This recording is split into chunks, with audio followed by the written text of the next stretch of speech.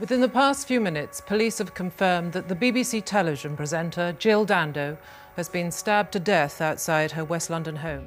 Welcome to WatchMojoUK, and today we're examining our picks for the 10 UK killers who still haven't been caught. Any person who was on that train that day, we would like to contact us. Before we begin, we publish new content every day, so be sure to subscribe to our channel and ring the bell to get notified about our latest videos. For this list, we'll be looking at the infamous slayings in British history that still haven't found the person responsible, leaving the mystery perpetrator living freely somewhere in the world. George Murdoch's killer. Born and raised in Aberdeen, 58-year-old taxi driver George Murdoch was working the late shift in September 1983. He soon picked up a man in his 20s who wanted to go to the city's outskirts. However, after nearly reaching the destination, Murdoch stopped the taxi, and his fare launched into an attack. The two fell out of the car as Murdoch was being strangled with a cheese wire. While two boys called the police, they didn't arrive in time to save the taxi driver. The unknown man stole Murdoch's money and fare before leaving the scene. Over the years, there have been numerous leads, but nothing concrete. And we're the last generation that knew my uncle. When we go, if it's not solved, there isn't anybody else. In 2022, a reward of £20,000 was offered to find the person responsible. Billy Joe Jenkins' killer. In February 1997, 13-year-old Billy Joe Jenkins was painting the patio doors at her foster family's house in Hampshire. When foster father Sean Jenkins returned from the DIY shop after 10 minutes, he found Jenkins had been fatally attacked with a tent peg. Soon after, Sean was the prime suspect. Allegations about his physical abuse towards his then-wife and to Jenkins came out. In 1999, he was sentenced for slaying his foster daughter. However, since the original trial missed key evidence, a retrial took place in 2005, followed by a second when a majority couldn't be reached by the jury. With the second having the same outcome in 2006, Sean was acquitted, leaving Jenkins without justice as the person responsible is still out there. Adam's killer. In September 2001, a horrifying scene was uncovered when the remains of a body were found in the River Thames in London. Given the name Adam by the police, they found out he was between 4 to 8 years of age and originally from Nigeria before being trafficked into the UK. They suspected he was a victim of some form of ritual. Looking for leads, the cops went to South Africa and had Nelson Mandela make a televised plea to the continent looking for answers. The police also went to Nigeria to find Adam's family. There have been some leads over the years, but nothing substantial to find out Adam's true identity or locate the criminals responsible. Deborah Lindsley's killer. In March 1988, Deborah Lindsley took the train from Petswood Station to London Victoria. When it arrived, a railway porter discovered a grisly scene in one of the carriages. Lindsley had been attacked with a knife and fought back, causing the attacker's DNA to also be in the carriage. However, with no means to escape as the compartment had no corridor, she soon fell. Any person who was on that train that day, we would like to contact us. While there were several people of interest, it didn't lead to a conviction.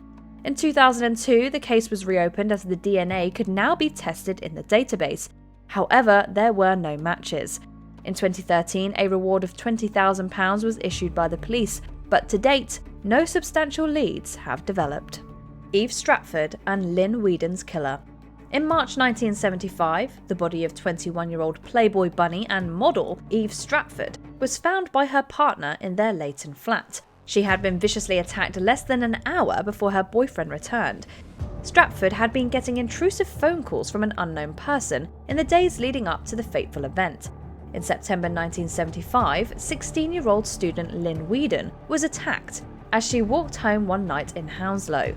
She was assaulted and found alive the next morning. Sadly, Whedon passed away in the hospital a week later. Originally unconnected slayings, in 2006, new DNA technology showed both women had the same attacker.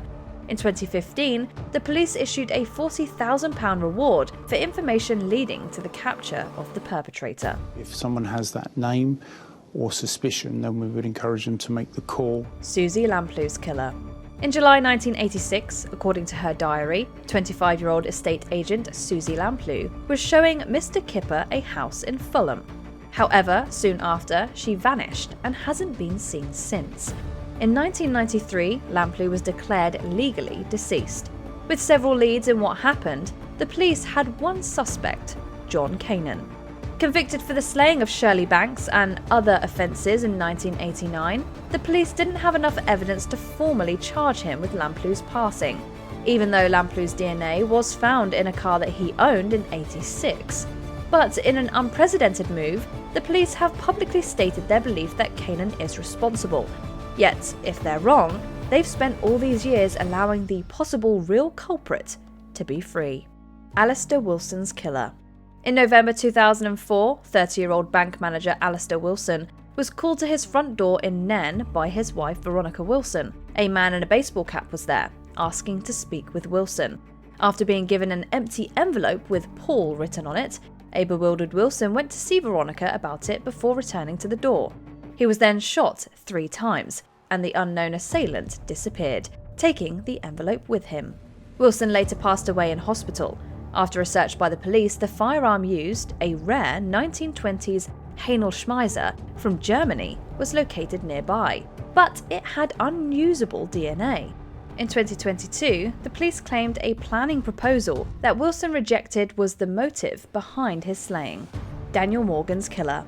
In March 1987, 37-year-old private investigator Daniel Morgan met with his business partner Jonathan Rees in a pub in Sydenham. Later, Morgan's body was found in the car park after being attacked with a hatchet.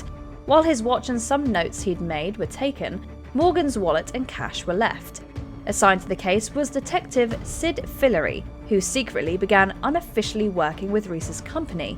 In 2011, a trial against Rees, Fillery and others suspected to be involved collapsed when evidence by informants was thrown out.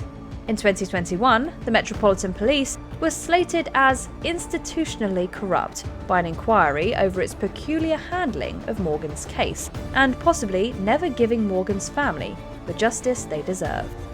And I want to again apologise to the family at this point for our failure to bring those responsible to justice. Jill Dando's killer. Within the past few minutes, police have confirmed that the BBC television presenter Jill Dando has been stabbed to death outside her West London home. In April 1999, the UK was shocked when 37-year-old TV presenter Jill Dando was fatally shot on the doorstep of her Fulham home. With intense media pressure, the Met Police tracked down a suspect in Barry George, who had a history of disturbing behaviour. In 2001, he was convicted and sent to prison for life. He always maintained his innocence.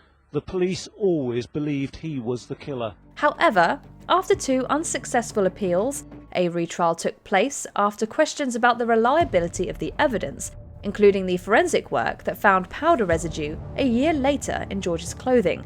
In the end, he was acquitted in 2008. Since then, there have been numerous theories, including that a professional assassin was responsible. However, no one else has been charged with the slaying of Dando. We're 20 years on now, so it's the odds are against it, but I live in hope. Jack the Ripper. From August to November 1888, the notorious Jack the Ripper officially slew 5 women around Whitechapel. However, there are beliefs that he was responsible for more victims until 1891. Using the infamous moniker in letters to the police, the assumed perpetrator mocked the cops' lack of progress in the investigation, as did the public and media. It's believed Jack only stopped due to being locked up for something else or passing away. Many people have been theorized to be Jack, such as Polish barber Aaron Kosminski, who was institutionalized in 1891 after threatening his sister, and Montague Druitt, a former barista and schoolteacher who seemingly took his own life in December 1888. Do you agree with our picks? Check out this other recent clip from WatchMojoUK and be sure to subscribe and ring the bell to be notified about our latest videos.